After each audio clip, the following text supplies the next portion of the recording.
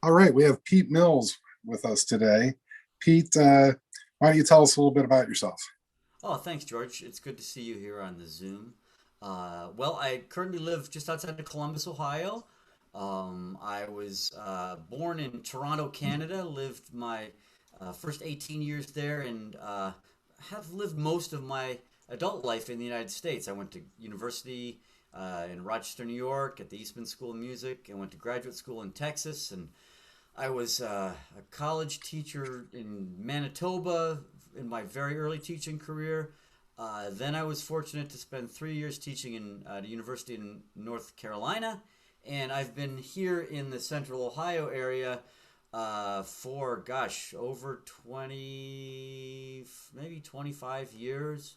I currently teach at Denison University, where I am the saxophone teacher. I'm the coordinator of the jazz area. I direct the jazz band and teach improv and stuff like that. I've been doing that for about 20 years. Started out as a part-time guy, and I'm kind of made my way up the ladder a little bit, and I'm super happy to be a part of things at Denison. It's a great place to be, and I feel very fortunate. I've had a pretty good playing career, playing with you, which has been super fun in the Cleveland Jazz Orchestra. Seriously, you're always to my left, and I like that. And well, sometimes you are to my right. I've had that experience too. That's fun too. Right, right. So I've played. I play in the Columbus Jazz Orchestra here in Columbus.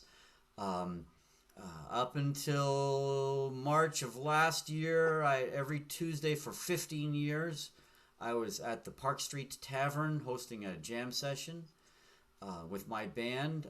We'll be back soon, I think. Um, and I've been very active playing music, uh, so I feel very lucky about that. Recently, I've been working with the Jazz Arts Group, uh, and I have a position there where I'm a program director for a concert series we do at a great theater on the east side of Columbus called the Lincoln Theater, and it's Jazz at the Lincoln. Jazz Arts Group presents Jazz at the Lincoln, and we do a whole variety of great shows. Uh, Upcoming in 2 weeks. In 2 weeks, we're going to celebrate the 100th year of Charlie Parker, and we're going to do some music of Bird with Strings and a few other things. We have a wonderful featured artist named Alexa Tarantino, great saxophonist from New York. So I'm staying pretty busy, so I feel grateful for that. That's awesome. Thanks, Pete. Well, the questions that I wanted to ask you, we've all been affected by COVID for the last year, and I'm wondering what's been a few of your biggest challenges and how have you met some of those? Well, I think, I mean, I've been very, very lucky. Been very lucky. My health has been good. My family's health has been good. And and I'm fortunate to be in a position where I have a teaching job that is sustainable. And I know so many people who are not as fortunate as me. So I feel really really lucky. I miss sharing sound, playing music with people on a regular basis. I want the big thing that I've realized over the past 12 years, or sorry, the past 12 years, yikes, over the past 12 months, um, is that in my life here in Central Ohio over the past 15 years at least, I've been really lucky to be active as someone playing music, playing the saxophone, mostly the saxophone, playing music in a variety of ways with some terrific musicians, and that's really sustained my creative energy as I look back on this past year. Being over my career playing music has been vast, and I really miss that. I find that the spark of playing music, uh, it really has helped my creative energy, creating new music, writing music. Over the past over the past 12 months or so, my writing hasn't gone as far as I'd like it to have. One thing that I've tried to do is I've I've visited with my instruments pretty much every day, every single day, minus maybe a handful of days. And I'm a prolific kind of practicer. Um, it's harder when you're not playing all the time. That's an important part of the whole aesthetic of music when we're at the professional level especially, and also just as a student of the music.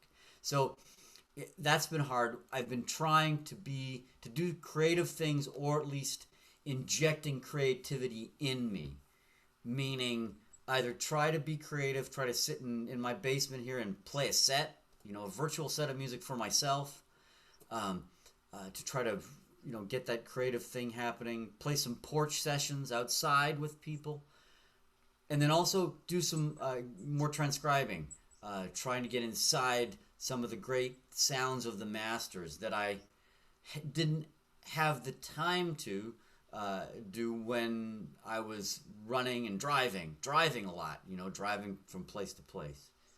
Um, I miss that though, and one thing that I want to thank you for was last week when we played music together. It was the first. It was one of the few times I've played music with people, and it's one of the few times I've played music with people outside of Central Ohio, and the evening before, the ritual of getting ready for the day, of going to my teaching position, teaching my students, and then driving to the gig, if you will, and the night before, getting your clothes ready, making sure you had all your instruments, your doubles, make sure you got stuff packed that you can eat, shining your shoes, getting the lint off your suit. It was really fun just to think about that and to experience that part of things. Get in the car, drive for a couple hours, play some music, pack up, drive home, listen to music on the way. These things you don't think about, they're a really big, important part of the whole ritual of this, or at least to me, they have been. And um, that was a really interesting feeling.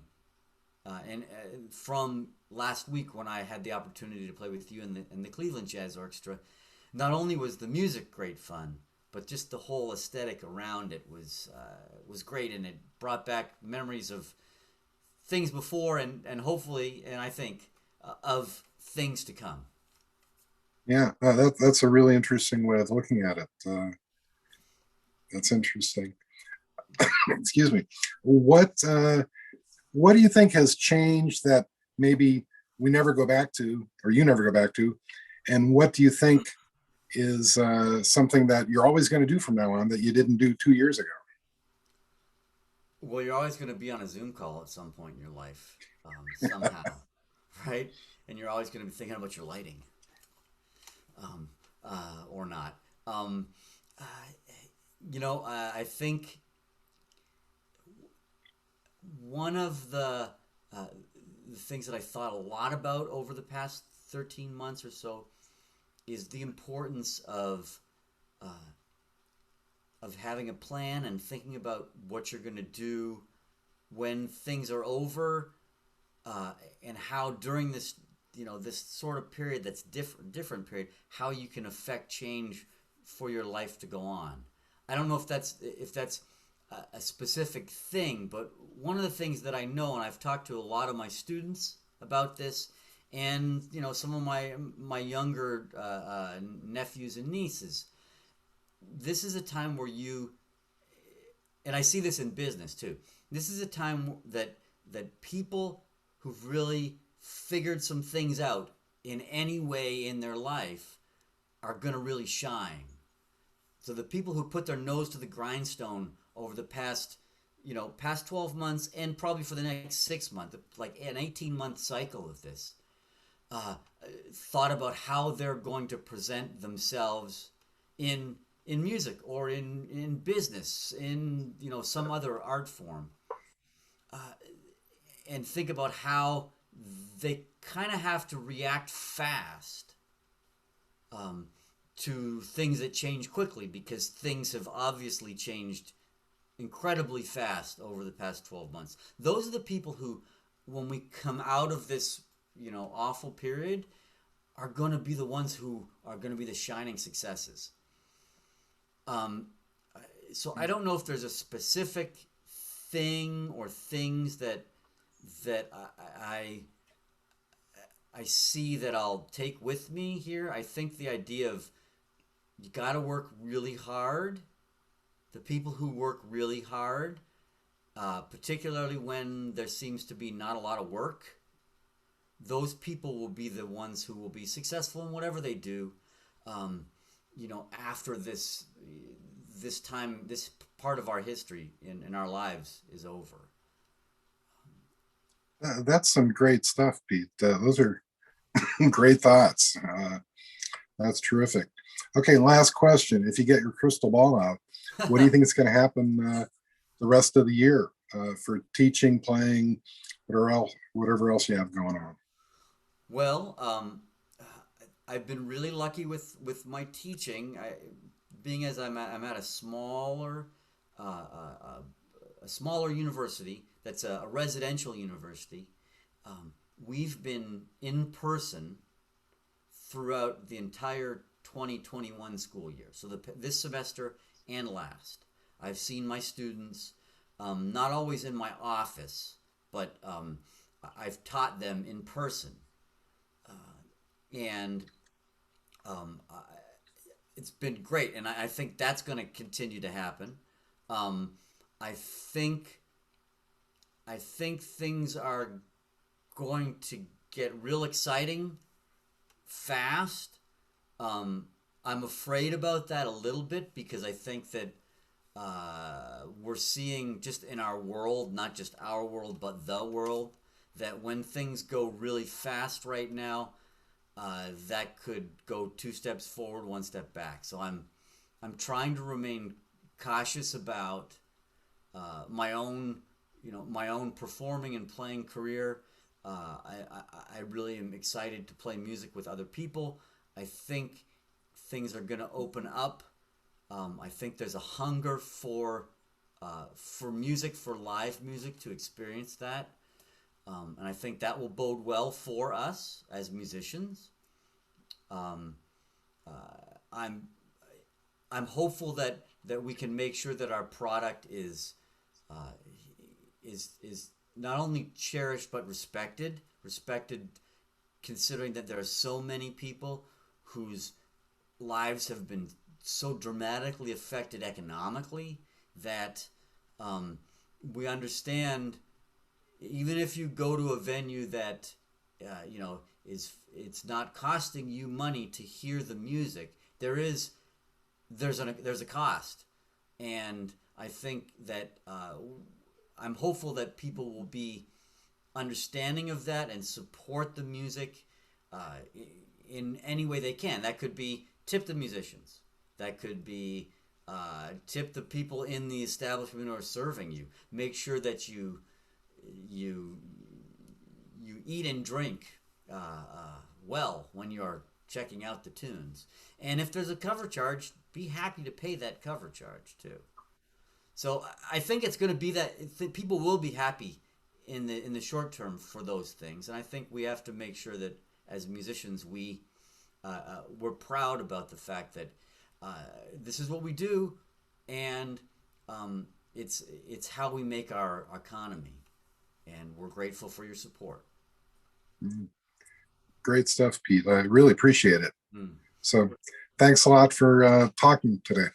Oh, George, it's been so much pleasure, so much of a pleasure seeing you and speaking with you as always. And I'm excited for the next opportunity I have to have you seated right on the left of me or the Okay, right me of too. me. I like that too. Okay, thanks, man. You bet. Okay, see you soon. Peace.